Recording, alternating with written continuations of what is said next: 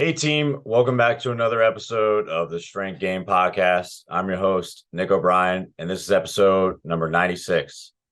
The Strength Game is a weekly podcast dedicated to discussing all things physical culture, with the coaches, athletes, iron enthusiasts, and experts deeply embedded in the strength game on both sides of the profession, both as coaches and as competitive athletes.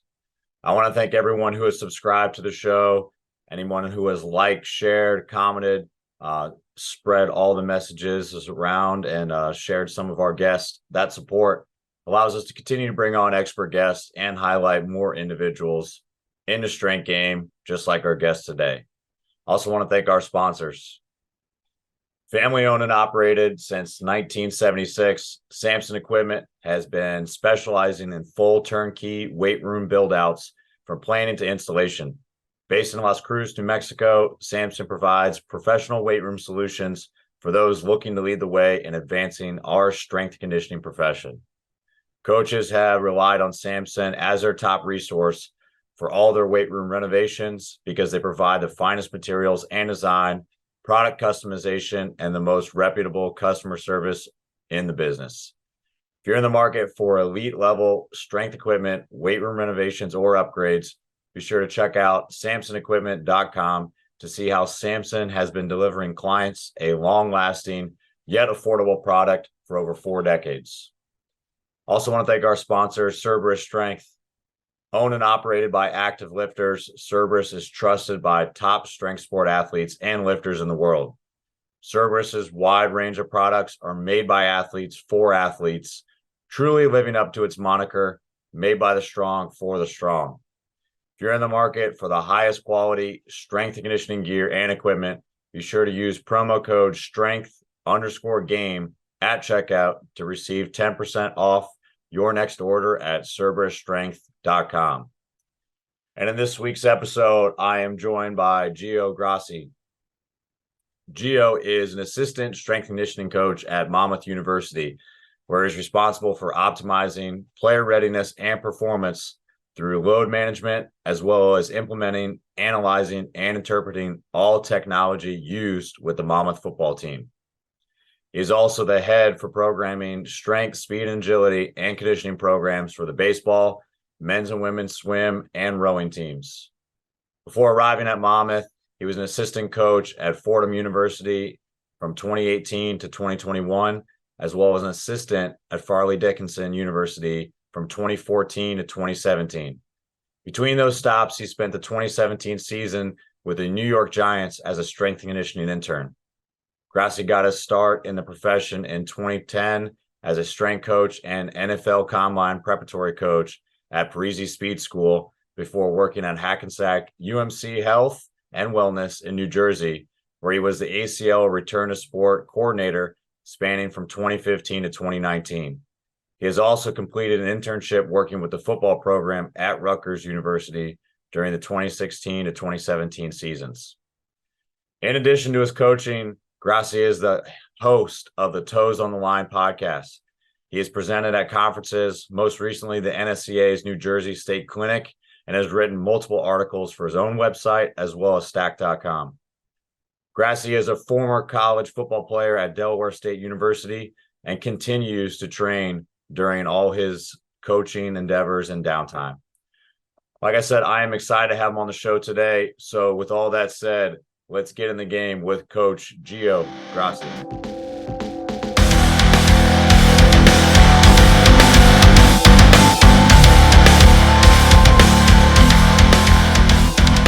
What's going on, everybody? Today, I'm excited. We've got Coach Gio Grassi on the show. What's going on today, man?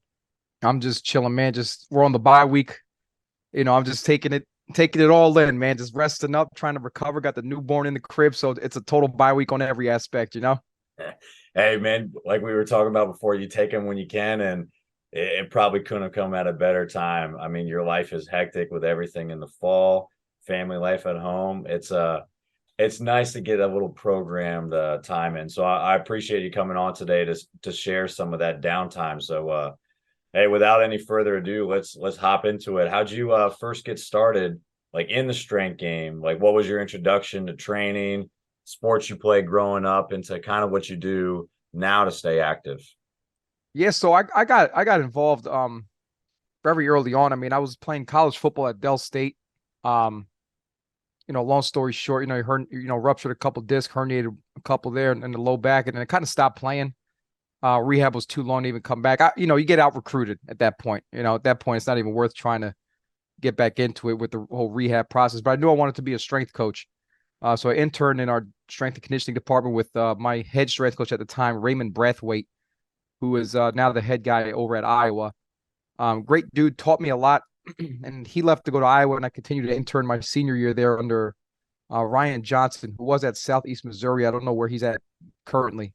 And Trudell Dorsey, who I believe is currently at Morgan. So those three coaches right there have been my mentors to introduce me into strength and conditioning. More about the discipline of a strength coach, being early, the whole setup process, the whole the organizational process of a strength coach. I kind of fell in love with just the whole thing of, hey, winning is, coaches worry about winning. We worry about getting guys prepared to go win. And that's kind of where I fell in love with the whole, getting guys to run faster, jump higher, lift more weights, and you see the performance on the field improve as well. So from there, graduated from Dell State, went to Parisi Speed School. I actually went to UPS for a couple months. Couldn't find a job back in 2009. It's kind of hard back in them days. You had the whole recession going on. Worked at UPS for a couple months in the graveyard shift, and I got out into Parisi Speed School by a gentleman named Steve Leo, who hired me. He's doing great things with Vertimax right now. Great crew, great staff. Learned a ton from Bill Parisi and Martin Rooney, two guys who basically pioneered strength and conditioning for what it is today, and the whole speed training and the combine training stuff. And I learned a ton just by conversation with those two guys and watching them coach, and then, helping them coach at a certain point. It's funny because I actually saw Bill last year at the CSCCA conference, actually this past year. He gave me a shout out during one of his presentation. He's like, Gio coached my kids when they were young kids. Now they're in college playing college football at Delaware. And I'm like, shoot, man, like we go way back, man. Same thing with Martin Rooney. I mean, I coached his daughter, Sophia, she was running track at Notre Dame. She's at UNC now. I don't know if she's currently running track, but still to see those kids grow up today into like, why are college kids now? And I'm coaching in college. It's just a great thing. But fast forward, I wanted to get back into team coaching. And Parisi Speed School is one-on-one small group stuff. I wanted to get back into team atmosphere because it's just something about just being a part of a group of, coaches and a team atmosphere, and just being in that, just in that room. So I went on to Fairleigh Dickinson in Teaneck, New Jersey, worked with Kyle McMinn for a couple years as an intern, and then became a GA for him for 2 years. He kind of blessed me on my last semester as a GA. I got hired. I was getting hired by Aaron Wellman and Marcus Paul at the New York Giants. He kind of blessed me to just, not even finish my last 3 months as a GA at Fairleigh Dickinson and just pursue the Giants, because he knew I wanted to get back into football. I played football growing up in high school, college. I loved the sport. I just wanted to get back into football. There was no football at Fairleigh Dickinson. So I'm with the Giants at 2017, learned a ton through Aaron Wellman, Joe Danos, Marcus Paul, Pratik Patel, Rodney Hill was over there. We continue to, have conversation, on a daily basis on stuff. We kind of help each other grow since the New York Giants. So it's great to have the relationships with the people in that building. I mean, it was just fun working with pro guys. And to be honest, from a programming standpoint, there's probably very minimal you can do with those guys, outside of just preparing them to stay healthy from Sunday to Sunday during a long season. But from there, went to Fordham University for a couple years. In 2018, I was a part-time strength coach. Put my time in, I didn't let salary determine the basis of my hours I was putting in. I was just putting work in. I was getting paid like maybe 18 grand working out the Bronx, living in New Jersey. Had damn near more than half my salary went to tolls and gas, but my wife, God bless her, stuck by my side. She knew what the end goal was. I became full-time the following year in 2019 at Fordham, which is great because, they saw my worth. They saw the work I put in, and the integrity I had in being a strength coach and working with those athletes there. And then I came to Monmouth in 2021, which for me, it's home. It's New Jersey. For my wife, it's home because her parents live around the area. She grew up in the area. So, So it was kind of a move of like, hey, you're working with great athletes at Monmouth, very competitive in football. And I get to be close to family. And Tim Ream is our head strength coach here, and he kind of lets me head on the sports science stuff with football, which has been a blessing because I've been able to kind of mold my career into that role with the football program. But I also oversee baseball, the rowing team, and swim for both men and women. That's So awesome. it's been a long journey, but it's fun. I guarantee you every strength coach has some stories. No, those are the best stories to hear too, especially when you've been in it for a decent amount of time. You and me were probably pretty similar in our career paths too, like Mhm. just starting to rack up places, like being able to set your roots down a little bit more though now and then. But like you said it yourself, like it's just a wealth of relationships. Everybody that you're talking about, like it's not name dropping. It's like everybody that's kind of shaped your path as you've gone, and it's awesome Oh to yeah. see like those people have such a big lasting impression on you that you're still talking about them today, and like how big of an impression they still make on you, and they've shaped your career. So that's great. I think one of the cool things is too, like you don't see it as often anymore, maybe, or maybe I just don't talk to as many people in it, but like you grew from the bottom and then got to a higher position and grew in the ranks, like at Parisi, at Fordham, at Fairleigh Dickinson, like all those, you started like in a position like basically not getting paid and grew into a Oh yeah. full-time position. Like how was that even more helpful too for yourself? Because that means that someone is actually investing in you and showing you that like, hey, you stuck it on the beginning when you were basically washing tables. You were cleaning benches, doing nothing, not even allowed to coach probably in the very beginning. Like how much did that mean to you to kind of earn the respect of them to actually get those positions too? Man, to be honest, I love the challenges, man. I love challenges. The hardest part for me, I want to say, is when I was part-time at Fordham. Um, working with Joe Gilfeder there. He and I actually got hired around the same time. I got hired not through him, but through Josh Greer, who was kind of the only strength coach left hanging there, where the head guy had left with the previous football staff to an FBS school. But Greer hired me. Then like a week later, Gilfeder got hired, and then I just feel like I always have to prove my worth. I'm never that guy that always feels like, hey, I know it all. I know what I'm worth. Um, I feel like we're always especially in sports, players included, you're always in a state of, what can you do for me right now? Not what have you done. What you've done was great. Don't ever dwell on previous success. It's never going to determine um an accomplishment. But I've been the type of guy to just, hey, I'm going to put my head down and go to work and work as hard as I can, and I'm gonna work as if I'm making $10 million. Even though you're not, but to the athlete, it seems like you are because you're taking care of them. And for me, it's like I don't know. For me, it's more I just have passion for it. Honestly, I just love what I do, man. I never call it work. I just go in, handle mine, take care of my guys, and then move on. And then we're focused on the next day, man. Just trying to win games. I just love. I'm just infatuated with winning, man. It's like a sickness. It's a good and bad thing to have.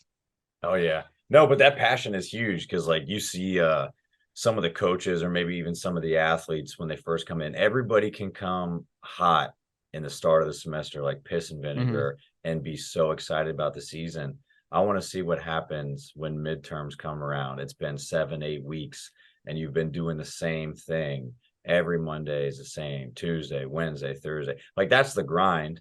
Like it's not supposed to be where it's grindy and it's like bad for you, but it's like monotonous going. How can you still be enthusiastic and still be excited about winning and putting in the work day in and day out on a consistent basis? And I mean, to your point too, like not to diminish the success or maybe not as successful season as you had in the previous season, but what can you do now? Like Right. for us, it's cyclical. Like we're thinking about like what's the next season? What are we going to do to prepare for next season? Like how can we build off the last season? How can we improve off the last season?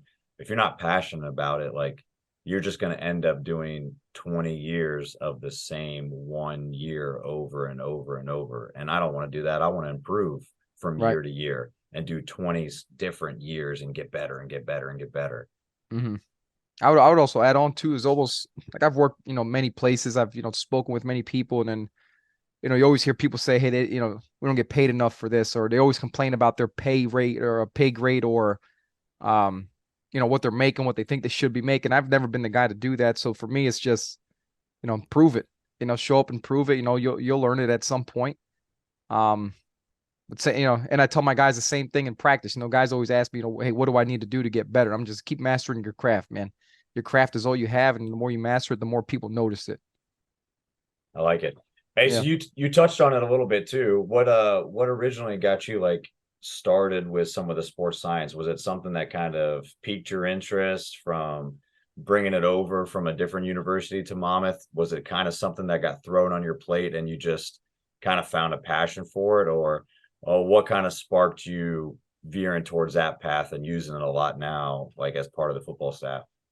Yeah. So when I was at Fairleigh Dickinson, Kyle McMinn had brought in Polar with the women's soccer program and the men's and women's basketball team, and I kind of started learning more about it there. And it was just polar heart rate. They didn't have any GPS stuff, so I built a lot of interest in how he used it, the research that he's read. He would give me weekly assignments to read on research, so that's how I developed that that work ethic of just, hey, you got to go dig out some research and then find ways to prove your work and what you're doing is why you're doing what you're doing. But I started to build interest there, and then I want to say when I got to the Giants, Joe Danos was the sports performance manager, and he kind of spearheaded everything that they did sports science wise. Their force plates, they had a force plated treadmill, they had catapults, they had Nordboard shit. I mean, that's the pros, man. They got everything. $1 billion corporation. You tell them what you want. Check sign, next day you get it. But Joe Danos did a great job of just helping explain to me and Rodney why they do all these things with technology. It's not just using it to use it because it's a hot name. How they use catapult. What are certain things you look for? What are some red flags? And he never got too deep into details because what I began to understand was, hey, it's day to day and it's player to player, position to position. So things change on an annual basis. I started building interest there with force plates and GPS. I get to Fordham. We didn't have the luxury of that stuff, but we had catapult for one season. Gilfeder then canned it, and then we went with gym aware. So I started, developing more of an interest with velocity based training, and I'm reading Eamon Flanagan's work. I'm reading Dan Baker's work, Brian Mann's work, and I just, it's funny because Gilfeder says I'm the speed expert, and I don't think I am. I just know what I know, and I attack it head on. But then when I got to Fordham, they had Sparta force plates, they had polar GPS stuff. That kind of I kind of took that over. Just, hey, can I oversee this stuff? And then dabbled with it. I've had research backing on some stuff that I wanted to fulfill. I had ideas, and Tim Ream allowed me to just put my ideas into work, and then here we are, year 3, and it's kind of we've developed a data-driven culture where the data doesn't make the decisions for us. It just helps us make day-to-day decisions and operations a lot more smooth. So we've gotten to the point where our football coaches love what I do. We have load management with most of our players throughout the week. We have, days in the week where we'll have certain guys sprint certain thresholds if they're not hitting certain thresholds within, their relative speed. So it's gotten to a point of individualization within the football program. So it's going smooth. It's just, I don't know anything yet. People think I know a lot. I just know what I know. And I just, read a ton of research and try to continue to evolve. If you looked at my dashboard from 3 years ago compared to where I'm at now, it's totally different. The way I interpret the information and the data and how we utilize it with the team, worlds apart, and that's only within 3 years. So hopefully by next year, I figure something else out, No, that's great. Yeah, it's just keep kind of building on the foundation that you set. But like if you're not excited about it too, it's not that it can seem pretty cumbersome. Like if that gets thrown on your lap, that like this is a part of your role. Cause like at the end of the day, you're a coach. So I know that at some point in time, you want this information to be usable and it to be able to go back to the athletes. Because I mean, let's face it, like 99% of athletes, if you tell them like, hey, these are the data points that you're hitting, they're not going to really care until you tell them, hey, how fast was I? hey, like how much force am I putting in? Like you even have to talk in their language, but like when you can relate it back to strength conditioning and it's coming from the lens of a coach, I'm sure those guys buy into it a little bit more. So has it helped, or there been any drawbacks maybe from having like such an extensive coaching background when you start dabbling in this data science? Or does it ever feel like it gets too far away from you coaching, or are you able to reel that back in and be able to kind of spin both those plates at the same time, be coach and sports scientist when it comes to working with those football guys? No, I reel it back in. I kind of designate a certain portion of my day to work on that stuff itself. I kind of just segment out 3 hours of my day to just focus on data. And I don't want to say analytics because I'm not a data analyst. Those guys do a lot of in-depth statistical stuff that I don't do. But it never takes away from my coaching eye. Like we'll run time 10s with, GPS sensors on, and, guys would, hey, well, I'm a 23 mile per hour guy. How the hell did I run a 1.7? So, well, your acceleration is not well. So we need to work on, mechanical movements, force outputs, and, how to position yourself, blah, blah, blah. So it never takes away from that sense of me coaching. Even when we're in the weight room and we're using gym awares, barbell speed to tell you one thing, someone's technique could tell you another story. And I'm always focused on the technique. And I kind of let the players in.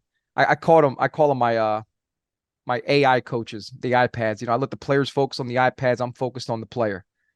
So I'm always coaching. They're always worried about how fast they're moving. But funny story though, when I got to Monmouth, we only had like 20 guys on monitors. And I kind of pushed it to where we have about close to 60 guys on monitors now. All of our mostly all of our skilled guys, not freshmen, because from years past, they just have too much on their plate. They're just still trying to understand the whole college thing. But yeah, we've gotten up to close to 60 guys on monitors now. So all our skilled guys, D linemen, no O linemen. Funny because one of our freshmen actually asked me a question about the jumping on the force plate. So I bring him in the office. I show him my dashboard. I said, listen, I don't care how high you jump. I'm looking at the quality of the jump. How fast is it? How much force you put into the ground? And he's looking at the stuff on my computer and he's like, oh shit. So what do you want us to do then? Just jump high, jump fast? I'm like, dude, just do what you can and we'll figure out, where you're at optimally with the stuff. And he started building interest in it. So he's always asking questions about it now, which is good. I think that's the biggest thing. Once you can explain to the players what you're doing and how the information's being viewed and shared with coaches, the more buy-in they get. Yeah, for sure. I mean, to your point, like that player coming in, good athletes like that start to see it and you can use that as a tool. They want to gamify it. Like they want to figure out what it takes for them to win. Like him asking you that question, he's like, listen, what does it take for me to win? And you just keep it simple and be like, listen, just do it better. Just jump high, just jump fast. Like we'll figure out all the rest. Like you just keep doing your thing. Don't overcomplicate it. Because that's what makes athletes good when they don't have to think about it. They just innately do it because they've done it so many times and they've done it in training over and over and over again. But that's awesome. I know like comparatively to like some other programs where like they come in and they're wholesale, like, hey, here's 100 catapult, like everybody's wearing it. Like it's a little bit different. Like Monmouth being an FCS school, like you guys, it might have kind of served you even good to like only have a couple monitors in the beginning and build up. Do you see a benefit, like, or did you set yourself any kind of ground rules in the very first year of like, hey, I don't want to overwhelm myself. My number one job is to be a coach. Like I'm taking on this other responsibility. How do I use this information to my benefit and then let it naturally build and see how we can kind of manifest this into a bigger project? But if I don't have the beginning kind of in the foundation set out, I can't do anything more. I'll be overwhelmed. Did that kind of cross your mind at all? And did it help to only have a couple monitors and only like a few things at your disposal just to focus all your attention on that? Yeah, I mean, it definitely helped, because I was still trying to get to know coaches and, players and still earn the players' trust and respect because I'm the type of guy to never demand it. But the best thing was, and I remember discussing it with Coach Ream. I'm like, hey, I want to get more guys on monitors. I just want to understand the coach's system of play first. So what I did my first year, I remember talking with our offensive coordinator about their offensive schemes and stuff. And he basically shared the playbook with me and said, here you go. If you want to, learn the playbook. And I was like, all right. So I took it upon myself to just study the playbook. Um, I've worked with, baseball, volleyball in the past. So, I'm like the arm care guy. So I was doing arm care with our quarterback. He taught me a lot. He taught me a lot about the offensive scheme in itself, the plays. Um, what else? Shoot, man, it's check downs, all that stuff, audibles on the line of scrimmage. So I begin to, I've be at that point, my first year, I've had this thought process of, okay, if we're playing football like this, then we need to train a certain way. We had sensors on all our starters at that time only. So I was able to get data from practice. They never wore it in games before until I got there.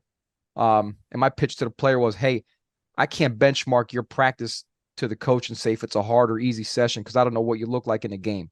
So guys started wearing it in games. They saw their game data explosively higher than practice data, and they were like, oh, shit, they wanted to see more. So I was able to develop, player profiles, position profiles and stuff. And then just understanding our whole system of play offensively and defensively is just, has the next offensive team that you play. How do you guys react to them? But that's basically what I did my first year. And then by the second year, we were just rolling. We knew what to expect out of certain players, out of certain positions on the field. And we were able to better manage those guys our second year. We had no hamstring injuries last year. No calf injuries last year. Knock on wood, we haven't had any this year yet in season. I'm hoping none of our starters have any for second consecutive season. And that's just been, I don't want to say that's because of my success. It's many things. It's coaches believing in the system, coaches practicing smart, Tim Ream programming, great stuff in the weight room to keep our guys healthy. But all in all, everything collectively has been able to help our guys stay healthier longer. And I continue to say we're the fastest FCS team in the nation. So I'm living by that, man. Yeah. That's awesome. Yeah, it's a collective effort, and that definitely helps kind of drive some of the decisions, or at least like solidify the ones that like normally you could see a lot of stuff with your coaching eye, but if that is kind of the nail in the coffin that like really does help you get 1% better, like that's super helpful, especially when it comes to these important games in conference or like getting ready for playoffs and everything. That's great. With all your experience too, like for anybody that's really looking to get any sort of technology, whether it be like GPS systems and actually or velocity based systems, like even not outside of getting anything, what would you say for a strength coach is like the bare minimum you need to know about sports science? Like what to just have a conversation before you even go in and start considering like, I want to go talk to a company about bringing this in. I want to talk to a coach about bringing this in. What do you think they really need to know before they start having those conversations is? I think the first thing you need to do is understand your head coach's direction of play, how they want to play their game, whether it's basketball, soccer, or football, or even hockey for that matter. I know someone who does LPS with hockey over at Penn State, Coach Jeffrey. She does a great job there. But I would say understand that stuff first, and then understand a needs analysis. What are you looking to do with this information? Are you looking to just, create conversation with coaches? And, I'm never that guy that wants to hold guys out of practice. But if a coach is asking me, should he hold the guy out of practice, we'll have that conversation. But I would say learn about positional profiles.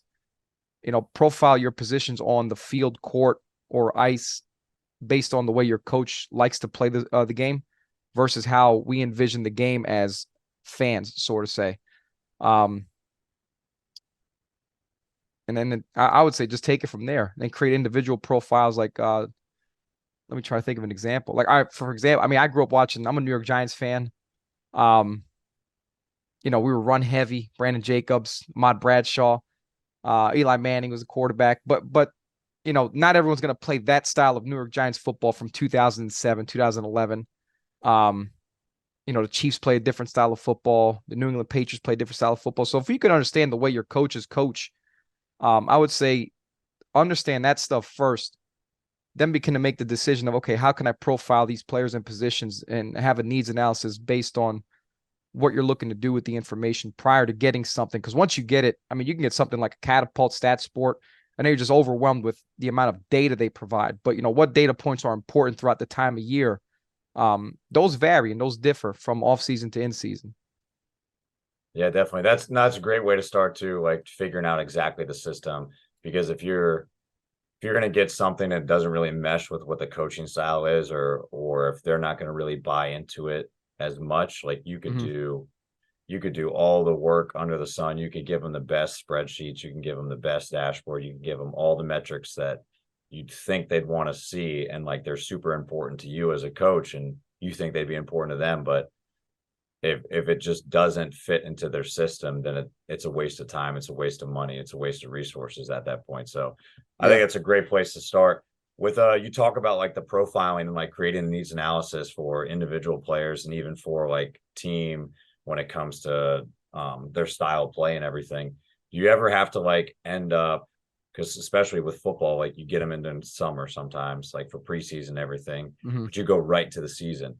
Do you ever get a benefit from kind of testing some of these new ideas on yourself, or maybe some of the other coaching staff or interns that you have, and kind of use your guys' self as a test subject within your own training before you start implementing this stuff with the players? I'll be honest, no. I don't personally. I don't. I mean, I not gonna lie. When I was younger, yeah, I'm 36 now. Hell no, man. I'm not going out. I'm not running sprints. I'm not running tempos. Hell no. I know what tempos feel like, man. They feel like shit. Um, but if our interns want to run, the program, go right ahead. But I'll be honest. I'm at the point where I don't want to say my strength programs are somewhat repetitive. I kind of have my my meat and potatoes. My block periodization at some points now, 5-3-1 program for some sports at certain times of the year. So I know what the outcome is going to feel like. If you're at the end of your 5-3-1 phase, you're at 1 and you're whatever at 90 or 95% going for a 1+ say, your nervous system is probably going to be fried for about 10 to 14 days. So when I'm programming that stuff, I kind of know how to undulate or deload within the program, depending on certain stresses that I know the players are going to experience through the program. Same thing with our speed programs. We'll know, based on certain speed yardages that we get, how much stress the hamstrings are going to feel or undergo. And this is just with, past work I've done, how much force outputs the hamstrings lose after a certain amount of speed mileage in certain speed zones. So we have an idea, and we know, and we program safely based on that stuff. So knowing when we do this stuff with our athletes, we're not just all go, go, go, go, go every single day, Right. What is if you're gonna lay off the throttle a little bit yourself, I know coming up there, you got a lot of stuff on your plate. What's your current training look like then to kind of keep yourself active and keep you on the toes, on the line a little bit? Shoot, man. Right now, as of today, October 4th, right? Man, I'm in therapy. I'm on the traction table because I herniated some discs a couple weeks ago. So that's my training right now. But typically, and one of my assistants, Bree Rubino, she always clowns me for it. Dude, all I'm doing is dumbbell incline bench, lat pull down, and deadlift. That's all I do. I'll probably clean from time to time, not as often as I probably should. And then in the summertime, I'm playing basketball. That's how I keep myself, in shape and quote unquote as athletic as I feel at this age. Hey, you got to do something though, but those big three, that'll do the trick, and keeping you a little active, get on the court a little bit too. And I do, yeah, and I do ride the Peloton, not religiously, but running kills me, man. I got tendonitis in my Achilles. I know I'm bitching and complaining right now, man, but this shit hurts, man. At this age, dude. Nobody's playing pro sports at this age unless you're a quarterback, man. I hear you. But hey, that's the best thing about too, kind of being in your position.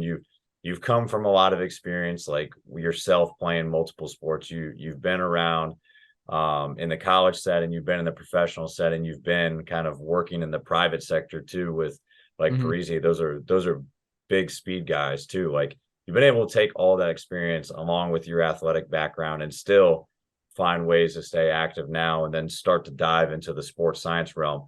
That's still such a broad base that you're able to kind of put together for the athletes and ultimately like create the best program for them.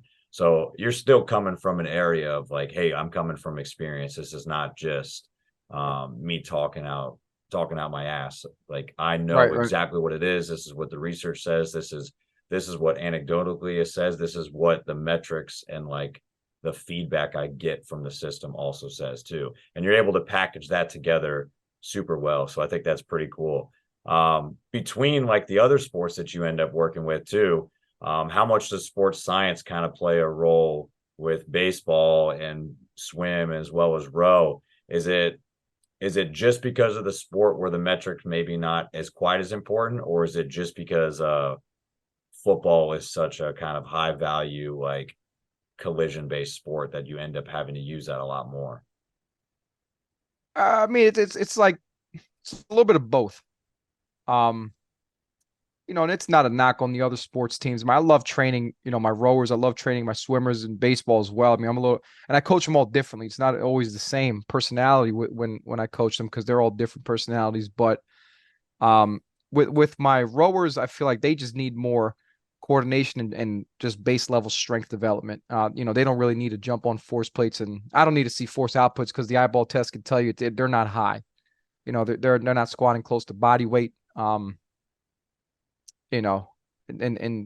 regards of that type of stuff. Same thing with the swimmers. I mean, they're an aquatic sport. They're never on land, so force outputs are always going to be very low with them because they don't have the stability that a ground-based sport would. Would it help to get some data on a swimmer to potentially help their takeoff at the start of a race? It could, but you can live without it. Just deadlift more weight. Broad jump a little bit further, and then there you go. You don't need a force plate to tell you, hey, you need more force outputs. But with baseball, I tried to, and then there, I was speaking with a coach from the Blue Jay, not the Blue Jays, I think the Astros, or a scout from the Astros, and they were talking about certain metrics they look at on the force plate. And there's some data out there on baseball players and especially pitchers on force plates. When you look at certain metrics, which pitcher is going to probably, have a lot of pitches hit as ground balls, which is a good thing for them. You hit a ground ball, that should be an automatic out at first. So we've done some stuff last year. I just think that those guys they don't value the data as much as a football program probably would. They value more statistics, baseball versus, they on-field statistics or, whatever. Baseball is a statistical monster sport. I can't even tell you what a WAR stat is, but the guys that live by it, they believe more into that than me saying, hey, your rate of force is not as optimal as it should be. And they're like, well, I don't give a shit. I just hit 3 home runs last weekend, So it is what it is. No, that's a really good point too, because Yeah. that was going to be one of my other questions, kind of asking you. I think it's to the same point that you mentioned about why to even add, like the questions you need to ask yourself before you start looking into adding these into your program is like, do the coaches value it? Do the athletes value it? Like if both of those you can't get to a point where you can say indefinitely, like the majority of them do, then it's not really worth it. And like if baseball is going to really take an emphasis on-field stats, like we know, like you're really not going to, the point is not to beat them and try to emphasize the metrics in the weight room more if they're already having success on the field. You're supposed to complement the sport, not go against it and train another sport with it. So I think that's a great point too. It's just the demands of the sport are completely different when it comes to those. And just being at a different level or just being within that coaching staff, like, and knowing that style of play, it just might not mesh as well. And I'll be honest, even when we get parents or recruits in, I never use that as a selling tool to get a kid, because I'm honest. I tell the, hey, we don't use this stuff with whatever these teams. But I tell you what, this sports science for baseball, shoot, we're doing questionnaires this year. I tried to do it last year. Guys forgot too often, and it was like, okay, it's not even a thing. This year, the coach is enforcing it, and the players like it more because it drives better conversation, and that helps them more on the field. If a guy's having some, certain soreness in certain areas, or is feeling a certain way based on, we got a kid that's on honors classes. He's getting his ass kicked all week, and he's got to throw 6 innings, so the coach is probably going to cut him down to 2. That's been more helpful in a sense of what sports science is, because that again, that is load management in itself. Just having the kid answer a questionnaire and just be honest in his responses, and his soreness charts. And that's been very helpful this past fall ball with our guys, and especially our pitching coach. He's been able to really, decide, where our guys, throwing loads are going to be based on how they feel day by day, So to go back a little bit, yeah, that's one sports science, if you want to consider it, aspect of player tracking and management that we use with baseball here.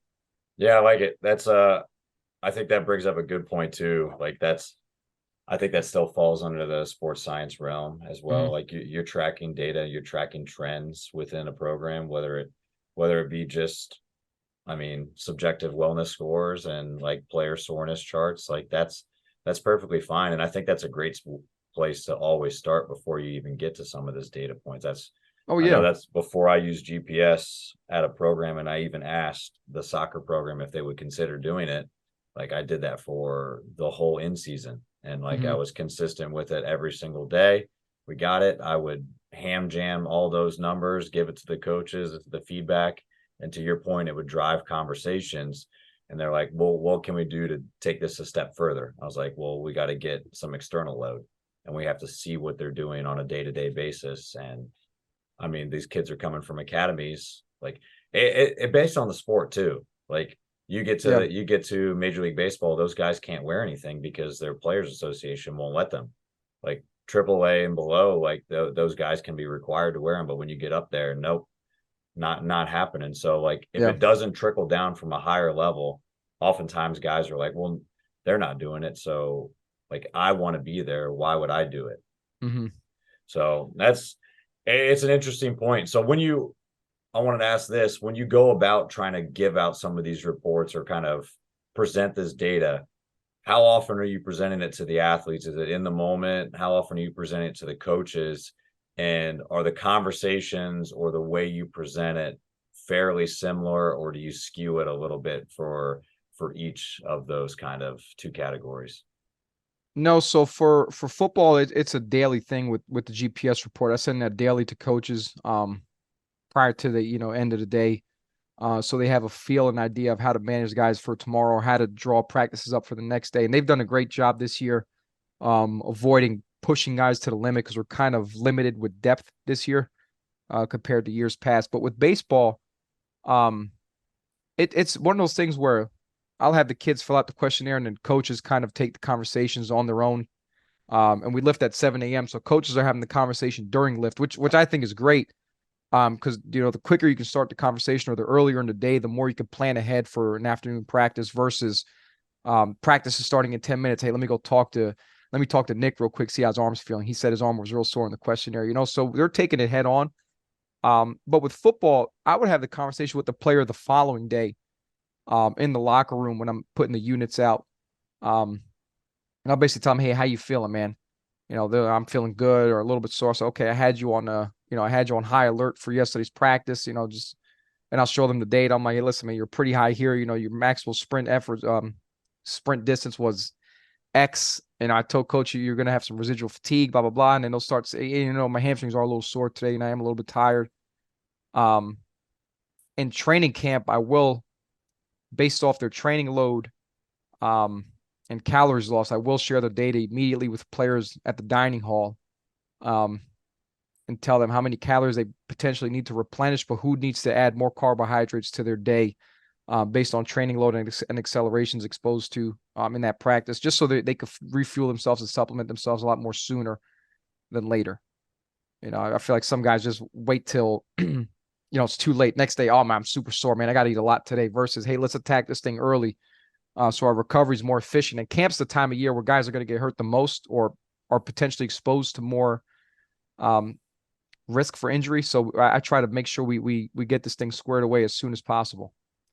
Yeah, that's a great point too. Like you're so pressed for time and everything's so condensed in camp. Like every second matters too. And if you put something off recovery wise, you put off like hydration, like calorie intake after a hard session, especially depending on if your weather kind of makes it, or if you're bad body composition, you're one of those linemen too. And you don't attack that head on that morning, like you look 3 days down the line and you're down 12 pounds. Yeah. And now you're looking like, all right, we got to pull this kid. We can't, it's unsafe to put him out there. So that's great that you're able to kind of catch that and have those conversations quickly.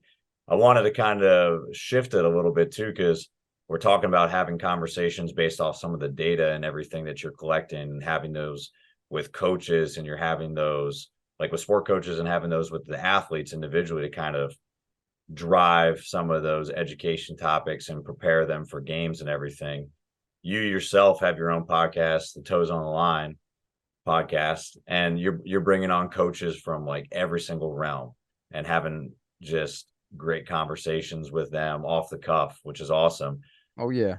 Some of those conversations and everything, like where do you drive some of those questions? Like, is it just stuff that just randomly intrigues you? And then in turn, are some of those answers that you're getting from those coaches, are you bringing up those topics and like stealing some of those ideas so you can drive them back to your athletes and continue the conversation further?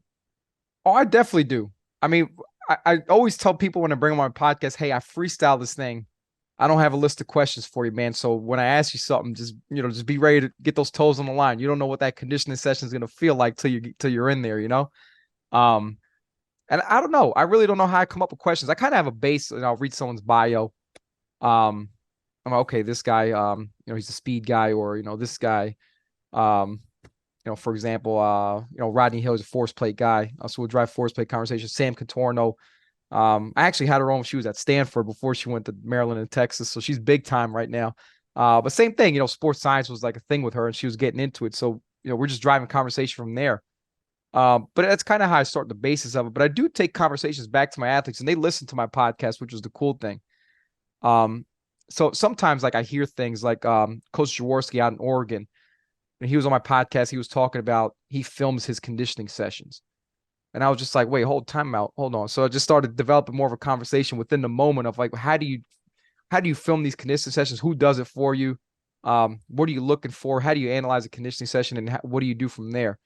So it was like a whole 40-minute conversation on that, just off the top of my head, thinking of shit. And then I remember the next day I was at work, and I told Coach Freeman, I said, hey, we need to film our conditioning sessions. He's like, all right, how are we going to do that? I'm like, fuck, I don't know. Can we get the video guys to do it for us? But it just made sense. And then when something to me makes sense, I'm like, okay, I need to install it. I need to apply it, but I'll make it my own. I'm not going to steal someone's work and make it my own. I say, okay, I'll remix it a little bit and always give them the credit. But stuff like that, like little small things I take from people on my podcast, I'll try to always bring back to work. I had my wealth manager on way, way back, maybe my third episode on, Pat Whalen. We're just talking, basics on how to get started with investing, because he helped me get started with that stuff. And I never had a 401k back in the day. So I always educate my kids on, hey, this the week we got to hit the stock market. So you got to teach me, coach. Hey, listen, boom. And I text him that episode. I said, listen to this episode. You got to listen, educate yourself on how to invest, so stuff like that. And the whole basis on the premise on my podcast is just, I want to bring coaches on, that I know have a lot of wealth and knowledge and can just contribute so much to strength and conditioning that people don't really hear about or speak to. That I just want to put out there. Say, hey, look, this coach does a great job with what he's doing. More people need to do what he's doing because it's just great work. His work needs to get established and needs to go out there. So that's the whole premise of my podcast. I don't make any money off it. People say I should get paid off it, but I'm just, information is free, man. You can go on Google and just find stuff, whatever. Oh yeah. I'd rather be on my podcast than Google. Yeah, we live in that age where you can Google anything at this point. But yeah, finding some of those unsung heroes, especially the ones that maybe don't have the platform or don't highlight themselves quite as much, but they have something really big to offer that they could, giving them a bigger stage to kind of have those conversations with and hear some of the things that they really excel at. Like, It's great to kind of hear those things and share them with the rest of the world and the rest of the coaches that really want to hear. Because honestly, that's why I started this podcast, was because one of my favorite things to do ever was go visit coaches, like site visits, when I'd go travel with my teams. Oh So yeah. I thought that was the coolest thing to do. One, like selfishly, like see their facility, meet a new coach, like go watch my players, like do the thing they love, like on an away game and get on the road and like feel that hype that you get when like you were on the bus or you were on the plane getting ready for a game like that. That's awesome. But really to like go to someone else's dojo, see what they do in their environment. And Mhm. I thought that was so cool too, because it's one thing to have a conversation with them and like be able to go open back and forth and have a dialogue, and then you find something intriguing and dive into it. But like if I get to see it firsthand and I get to see what it's like in context in their facility with their staff, like under their parameters, it clicks so much deeper Mhm. because it's theirs. It would only happen in this environment with them.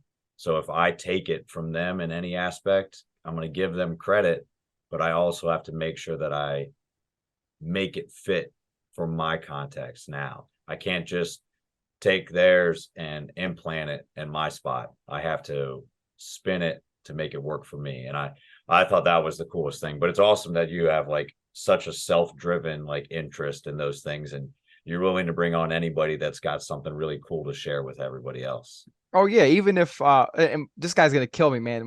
My buddy Dominic, he's over at Hofstra. We recorded um the week my daughter was born. I never put that episode out, and he's gonna kill me, but I'm going to, you know. And he was the guy that when I had him on, he's like, "Man, I'm honored that you consider me." I said, "Dude, let's just talk about what you do, bro. Like it's good stuff, you know." But for me, the biggest thing, Nick, is when I'm at a conference and someone I don't know like notices me. It's like, "Hey, you're Gio, man. I know you from social media. You got that podcast, man.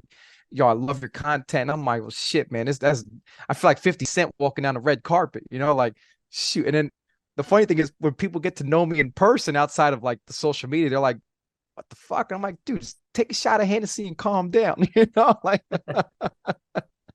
but that for me is like, okay, that motivates me to just keep doing it, you know, just when people are telling me I'm, you know, that they love what I'm putting out there and stuff like that. So that just keeps me motivated. I got to get another coach on, man. Let's go find them. You know, they're all out there.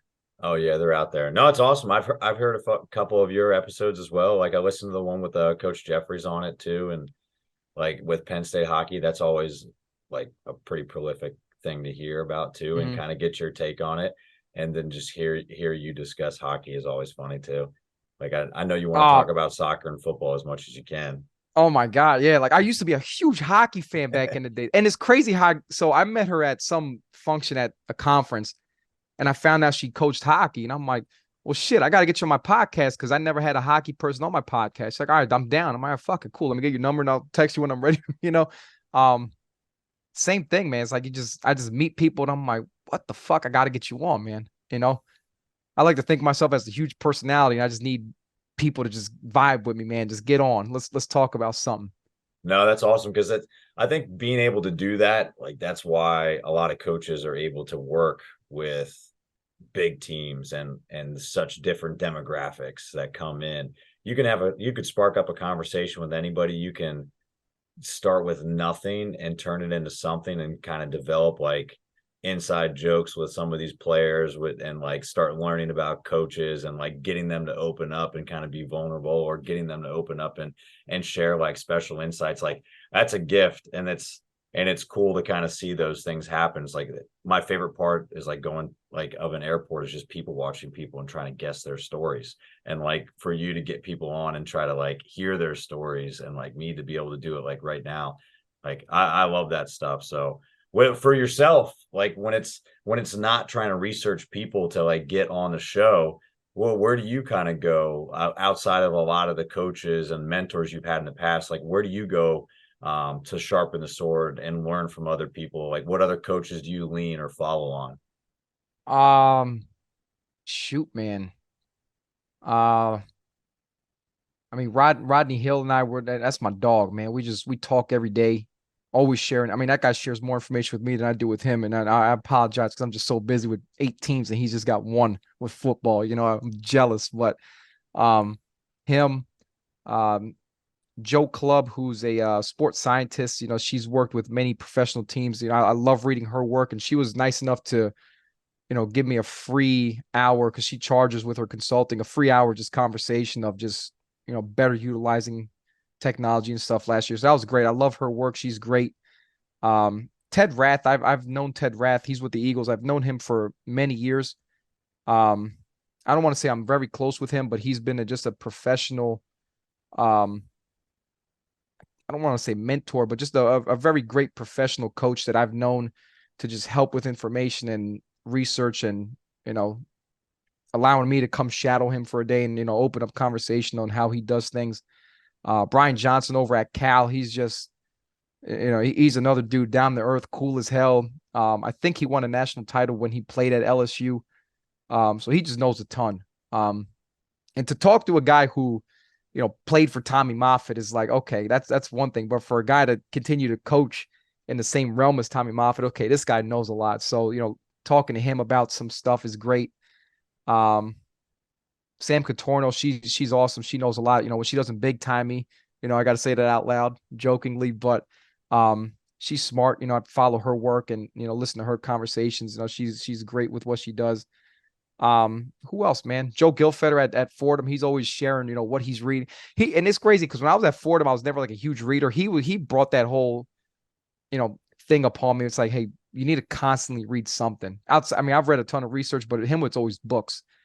So that he helped me, with just getting into books, and he's big into training, man. He'll throw all the technologies out the window if he could and just get in the weight room and just get gritty, man. I just love having a conversation with him on what he's doing because it's always something great. Who else, man? I don't know. Many people. I can't even name them off the top of my head. Pratik Patel when it comes to nutrition. That guy's smart.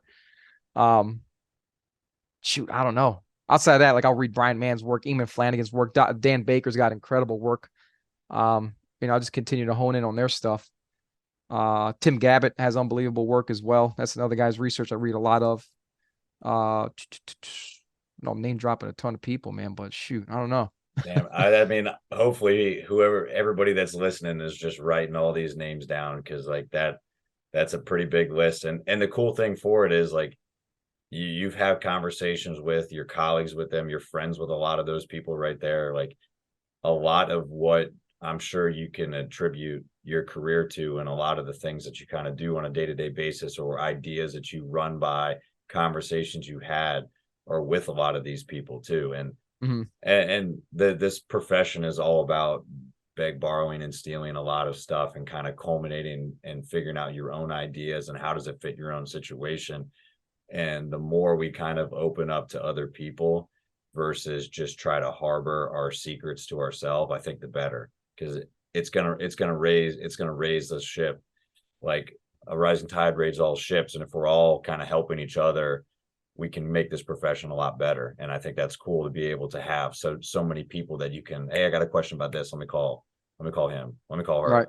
Right. And having those relationships like are going to serve you well, like down your career for help, for resources, for jobs, for anything. Like, so that's pretty awesome. Yeah, definitely. Definitely. And I know there's probably people's names I didn't mention. I apologize if I haven't mentioned you, but I think you got a ton in there. Like, I'll still text you. Yeah, we'll throw a Rolodex in the back end if we need to, but that's a ton. So, hey, we'll get you out with this. Like any good training session, we end the show with a finisher. So shit, I'm not ready, man. Yeah. Give me a garbage can, bro. I got 4 quarters, 4 questions, and fast-paced overtime at the end. You ready? Let's go, man. All right. First one I got for you. Biggest influence in the strength and conditioning profession and favorite athlete growing up? Favorite athlete growing up, Terrell Owens. I just loved his whole everything, man. Your first part of the question, you mean coach, biggest influence? Let's say you could say anything. What I'll reword it this way. Who was the one person that drove you the most or inspired you the most to get into the coaching profession? I'd say Coach Raymond Braithwaite, who's over at Iowa right now, the head guy there. He was my strength coach in college, and he inspired me to just, great things, man. He was a great coach. I just loved everything he did, and I just wanted to be in his position. There you go. Go Hawkeyes. Hey, so when you're not coaching, you're not training, you're not trying to do other stuff within the weight room or fire away on that keyboard for sports science stuff, like, I know you got the family and everything. What are some of your other hobbies outside of weight room walls? Call of Duty, bro. You find me in the war zone, I'm taking heads off, man. Hey, all right. Hey, so if you weren't coaching, what do you think you would be doing as a profession right now? If I wasn't coaching, what would I be doing as a profession right now? If I was, shoot, man, probably, I don't know, be a fugitive, man. I'd be on the run. No, I'm just joking. I would probably do something with like space. Like I love watching space shows. I'm just infatuated with like the planets and astronomy and stuff like that. I probably would fail every class studying that stuff, but that stuff intrigues me. I would say either that or something with animals because I just love watching shows on, animals and stuff like that. There's animals interest the hell out of me. Just animal behaviors probably. All right, all right. Hey, so if you're setting up an ideal training day for yourself, what is playing on the speakers and what is your best post-training meal look like? I'm heavy into hip hop, man. I'd say people know me. G Unit on the radio.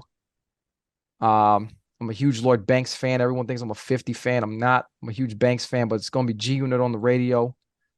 Um, and what was that again? Post workout meal? Yeah, favorite post-training meal. Oh man, I'm Italian, bro. Pasta and a cutlet. That does it for me, man. I know it's not the healthiest option, but for me, that always did me justice, man. In high school when I was, loving mom's cooking. Big Sunday dinner. Oh yeah. Oh, there you go. Hey, so last one I got for you. In your opinion, what do you believe makes a successful coach and what makes a successful athlete?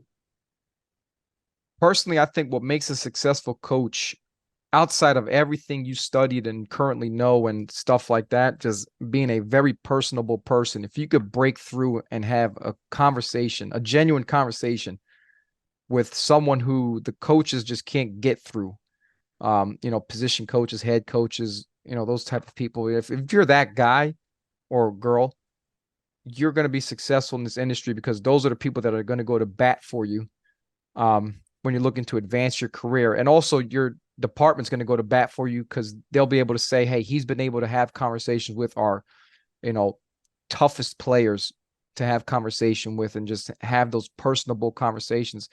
To me, it's just being very personable. We're in the people's business. It's not a weight room business. It's not a, technology business. I know we talked a lot about force plate and stuff like that and GPS, but it's not when that stuff's all out the window and we don't have that stuff to our, fingertips and access. It's just about being a people's person. If you're not that, you're just not going to be a great coach. You're not going to be a great teacher. I think it always comes back to that. I like it. And what's going to make an athlete great, just be coachable. I tell all our freshmen when they come in, hey, what helped you in high school only got you here. You're back at the bottom of the ladder. It's not going to help you be an all-conference, all-American player. You have to be coachable. If you're not coachable, you're not going to see the playing field. And then your success is going to be limited. Your ceiling is going to be low. That's really what it comes down to. I love it. No, that's great. I couldn't agree more with either of those points. Like, it's your success is ultimately be determined by whether or not you're going to listen to the people around you that are on your side trying to help you as an athlete. And the same goes for a coach. Like, you need to have some humility and you need to kind of keep pushing the envelope moving forward. And it's a people business. You're there because the athletes are there. And if everything else wasn't there, you didn't have the facilities, you don't have the time, you have other conflicting things going on. At the end of the day, you're there to make sure that they have the best experience and they're in the best position to be successful. So that's awesome. Hey, for anybody that's got any follow-up questions for you, Coach, where can they find you? And then maybe where can they find you in the war zone too, if they want to challenge Coach. Listen, I tell everybody I don't hide. My tag name is Coach. My tag name is Coach Grassi. Just straight up. I want everybody to know who killed him in the war zone. If you guys are only listening to us, he's got the headset on ready to go. So I'm sure he's right? he's gonna flip the script and go right over. So he'll be on in the next 10 minutes. Oh, my wife's gonna kill me if I get on, man. But tag name is Coach Grassi if you're in the war zone. I don't know the numbers after that. But social media, Coach Gio Grassi on Twitter. I think it's coach.gio.grassi on Instagram. I think I'm not 100% sure, LinkedIn's Gio Grassi, whatever. That's the name. That's all the tag names, nothing special. Hey, easy enough. We'll link you with everything though, Coach. And appreciate it. No, I appreciate you coming on today. It was good to catch you on a bye week. I know your life's been a little bit crazy, like halfway through the season, family time, new dad. Like I can't thank you enough for coming on today. I'm glad we got to make this happen, man. I appreciate you working with me, man. I know we have, the third time's a charm, baby. That's what it is. Hey, I couldn't ask for anything more. So we got it squared away. So we'll keep in touch, Coach, and good luck with the rest of the season. Thank you, man. Appreciate you getting me on. Of course, man. That's it for this episode of The Strength Game. Thank you again to this week's guest and to our sponsors. Be sure to connect and keep up with our guests at the links in the description below. Remember to subscribe to us on Apple and Google Podcasts, Spotify, or your favorite podcast provider to stay up to date on all future episodes. Also, check us out on YouTube and CoachO'Brien.com, where you can find all the video versions of these episodes, as well as show notes, episode schedule, and much more. Comments, ratings, and reviews are always welcome and appreciated. Thanks again for tuning in, and be sure to join us next week for another great episode of The Strength Game.